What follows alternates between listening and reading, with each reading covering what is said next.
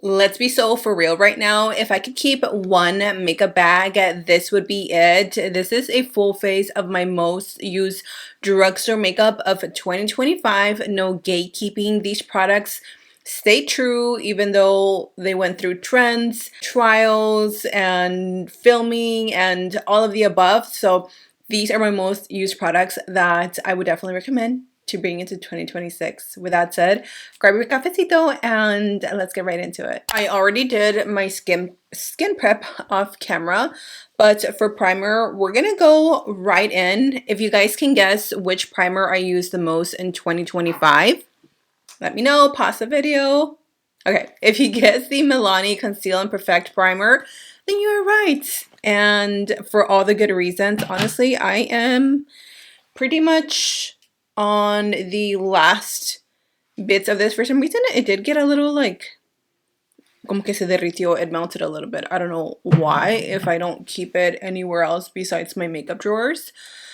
But this primer, I compared it next to the Huda Beauty primer and I couldn't tell a difference. They both blur and perfect the skin. They give you that super smooth filter look to your skin. If you have bumps, if you have acne scars, if you have large pores, this is a primer you need to bring with you into 2026 because she will not disappoint.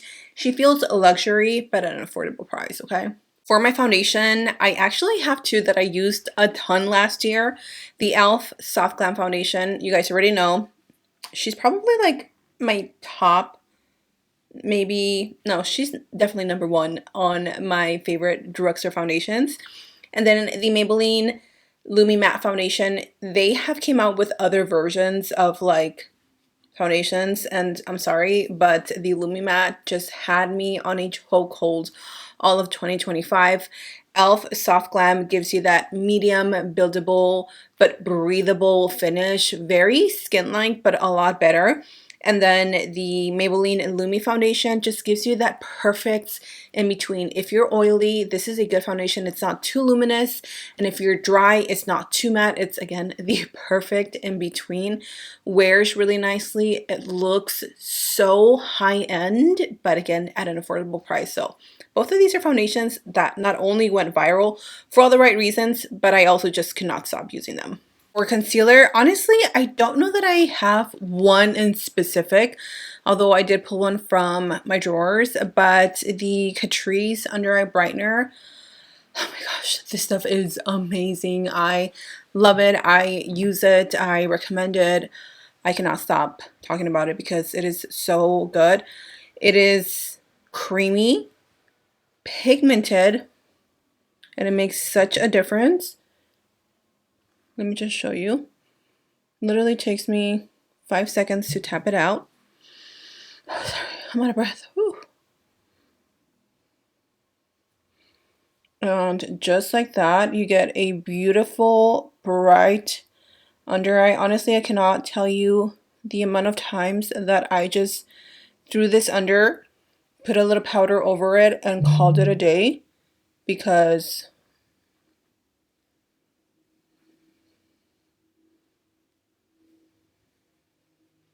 hello, that already looks amazing on its own. Look at the difference. I'm just going to add that to the other eye because it just looks so beautiful on its own. But if you want to be a little extra, which I always am, my favorite concealer that I rediscovered in 2025 would have to be the L'Oreal Infallible. I had used this before, but then when that video of Shelby Ann went viral, I was like, okay, I think it's time to pick this back up. It's very full coverage, but creamy, and it's not super thick. And if you're looking for something similar to the Anastasia concealer, this is pretty darn close for a fraction of the price. For my cream bronzer, honestly, I feel like it's going to be a close call between the Milani cream bronzer. Again, I discovered this, rediscovered maybe? I think I already had it, but I didn't use it as much because of that Shelby Ann tutorial, and then the Juvia's Place Caramel Cream Bronzer, because there's not that many cream products in the drugstore. So I'm just going to go in with both of them because why not? They're both affordable. Technically, you can't get Juvia's Place at like your local like Walgreens or even Walmart, Target, but Ulta has a huge selection of drugstore makeup. And if you guys don't follow Trend Mood, Rare Beauty is finally coming to Ulta. Oh my gosh, I am so excited. Like, do I even need to shop at Sephora anymore? Ugh, probably not, but that's okay. Sephora's too expensive. I would love to know, what was your most used product in 2024? I also may mention a few perfumes at the end of today's video because there were some perfumes that I definitely finished during the year, which is very rare for me because if you guys know, I have a medium-sized perfume collection, I would say. I don't want to say large, but it's pretty medium-sized, and for me to finish a perfume says a lot. My most used blush has to be e.l.f. Like, e.l.f. just keeps dominating the drugstore. Sorry guys, like, it is what it is. But these camo blushes, like, everybody kept talking about them because obviously they were the supreme queen at the moment. But then L'Oreal gave us the Lumi blushes, and I love these. I love this shade in specific, which is Dewy Rich Coral. Oh my gosh, the formula on this is so pretty. It just gives you the most like luminous look, but without being too greasy. These two are still my go-to and favorite blushes of 2026 now. Like the way they blend, and they're both very similar in tone.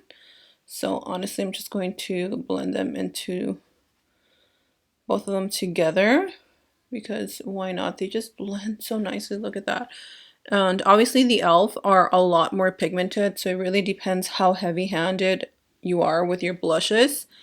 But I feel like the heavy blush trend is still going to carry on to 2026. What do you guys think? Like, what is one trend that you guys are dying for it to be over? For me, I don't know. The pink under eye was kind of annoying for a while, but now I kind of like it. So I don't know. I don't think I have a specific trend that I'm like, I'm ready for this to be over, you know? Now for my most used powder for 2025, the L'Oreal Infallible. Oh my gosh, I am almost out of this powder. I feel like on camera, I didn't use it as much, but in person, I use this non-stop. The only reason why I don't like to use the same powders over and over on camera is because I like to switch things up. I don't want you guys to be bored of the same things, but this powder was definitely one of the best discoveries and the best releases L'Oreal gave us in 2025. So yeah, I'm gonna go ahead and set the under eyes because she is a brightening queen and she's very, very smoothing. This is what I was expecting that new NYX powder to give, and it didn't give that, you know? I am very disappointed because I really wanted to try. I really wanted to love that NYX powder, the new one. It just isn't it, but they are coming out with a new like liquid, it's almost like a foundation tint, and I cannot wait to try that. This bronzer will continue to follow me into 2026, 2027 because it is that good. The Juvia's Place dual bronzers in the shade medium. Oh my gosh, I am planning on buying one of each and adding them to my makeup kit because that's how good they are, okay? They are pigmented, but not overly pigmented. And the fact that you get two shades for the price of like 20 bucks. I know Juvia's Place is not like drugstore, as in you can't buy it at Walmart, but it's in the drugstore section at Ulta. So that's why I added it into today's video. Also, this is the bronzer that I reach for whenever I just want to throw color into my crease because it is so pretty. The undertones on this is just perfection. So love this and will continue to use it forever and ever. And then for my under eyes, I just wanted to give this a little shout out to the OhMGlashes Beauty Miracle Flawless Pressed Powder. I had to go out and buy a new one because I used mine and I love it. If you love the Charlotte Tilbury Pressed Powder but you want it super cheap, go to your local Kroger's. Mine always has it on sale. I literally pay maybe $7 for this, and it's normally about $15. And Co-Beauty can get a little pricey, but if you just like keep an eye on it, then you can definitely get it for like, yeah, like $6, $7 I think is what I usually pay for. So love this. Recommend it to anyone if you want that super smooth filter flawless under eye. Just take a little bit of your powder and then just press it into this area right here and tap it in with the loose powder, and it just blends so seamlessly and it gives you that bright under eye without looking too dry. Then I think for eyeliner, this might be the last thing because I don't really have like lashes from the drugstore. I kind of ventured out of lashes from the drugstore for a while, but from my eyeliner for sure, the JCAD Color Scope Water Activated Palette was like my most used palette as a wing liner.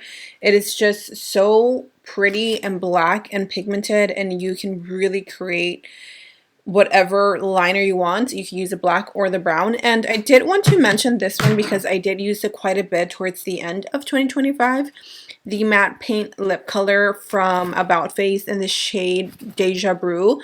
I use this as an eyeliner all the time and I love it. So if you have any liquid lipsticks that you're thinking about throwing out, but you're like, it can make a great liner, it does. As long as it dries completely matte, use it, and I love it. So I'm gonna pop on some lashes, and then I think that'll be the end. Maybe a setting spray, but that's pretty much the end of today's video. Popped on some lashes. I'm using these from the TikTok shop, which were definitely my favorite from 2025, but I don't have any drugstore favorite lashes. For my lip, again, I don't have a favorite like lip combo just because I use a lot of different lipsticks, but MAC Cork, and then I added a little bit of the blush Topia from Maybelline, which is what I added to the top of my cheeks today. I just added this to the center just to make it a little bit cohesive, and that is it, you guys. I did set my skin with the e.l.f. Stay All Night Microfine Setting Mist, but again, I don't think there was a setting spray that like stood out to me in 2025 that I used a ton. So I hope you guys enjoyed today's video. This is a full face of my most used drugstore makeup. If you guys want to see a high-end version, let me know because I definitely have a lot more products. Well, about the same, but I do have high-end products that I can do a full face of. I would love to know your thoughts on today's video. What is your most used makeup from the drugstore for 2025? That is it for me, guys. I love you so much. Stay safe, and I'll see you in my next video.